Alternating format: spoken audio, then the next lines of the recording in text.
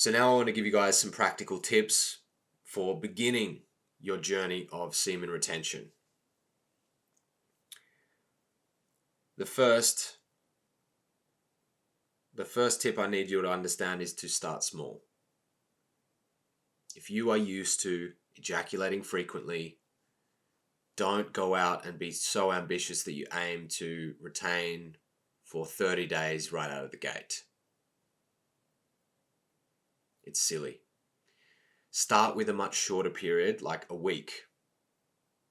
A week is already a lot for someone that has never held on for more than a few days. Especially if you are ejaculating frequently, start with something manageable like a week so you can actually experience the gratification and the success of completing it. And then gradually you can extend that. The next time you can try 2 weeks and build yourself up. Now, I've had friends of mine and colleagues go crazy and go sort of balls deep, so to speak, and they went 7 months. This wasn't the first time that they practiced, they built up to this, but they did 7 months. And actually, my friend, he had some issues. He had pain in his balls. He was worried and had to get scans done and this kind of thing. And he was, experiencing issues afterwards, which highlights some of the dangers of doing this practice and why I really think it's worth starting cautiously, testing, sequentially sort of building yourself up and seeing what your body is naturally capable of and then working with that. Now, usually at some stage, you will have a wet dream. If you're building and retaining, your body has a natural release valve. If you don't release and that energy is stagnating, your body will naturally release it in the sleep.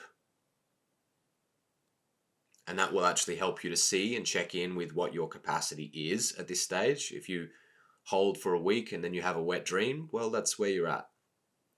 If you experiment and that's easy and you keep going, maybe you'll have a wet dream after a month or 2 months. And my experience has been wet dreams. I mean, when I was practicing this rigidly for long periods of time, I had some after weeks, some not until after a few months had passed. 3 months was, I think, the longest I got to. And that was hard. No matter how much practice I was doing, because if you want to go for longer, it needs to be balanced with a significant amount of practice to move that energy. No matter how much practice I was doing, I couldn't go further than that at this stage. So in terms of the practice, it's really essential. I think it's really essential to have some form of practice when we're practicing semen retention. And with that in mind, a very powerful principle is the energy flows where the mind goes. Or where the mind goes, the energy flows. Which alludes to the fact that where we focus our attention is going to direct the energy in that direction. So it's really, really useful for us to practice things like meditation, breath work, qigong, yoga. And these disciplines really help us to manage the buildup of that sexual energy and stay grounded when we get hit with the urges, the temptations, and the tests that will come along as you practice semen retention. And if you want to start approaching longer and longer holds and retain for longer periods of time, this needs to be balanced with a significant amount of practice that helps to move that energy. I was doing hours a day, multiple hours a day, even up to 5 hours a day of practices. Inverted postures, inverted yogic postures, intense pranayama breathing techniques, long sits of meditation, trying to move that energy.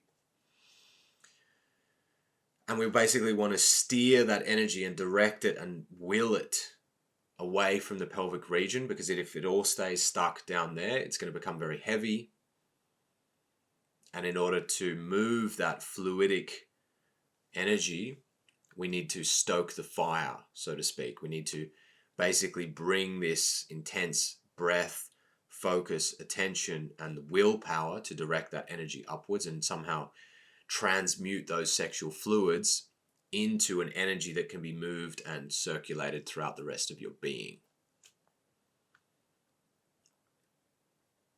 It's also crucial to develop healthy outlets for your sexual energy. So instead of trying to repress our sexual desire and, put the lid on the pressure cooker and screw it shut, we want to actually redirect that energy. We want to channel it towards something else. And that's one of the biggest mistakes that I see men making with semen retention. When they start to retain, they fail to adapt to the increases in their energy as it starts to accumulate. They're lazy. We need to make sure we're using it. We need to hit the gym.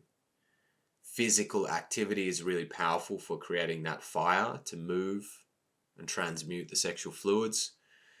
It's very powerful to be working on a creative project or your purpose and dive into something that you're deeply passionate about.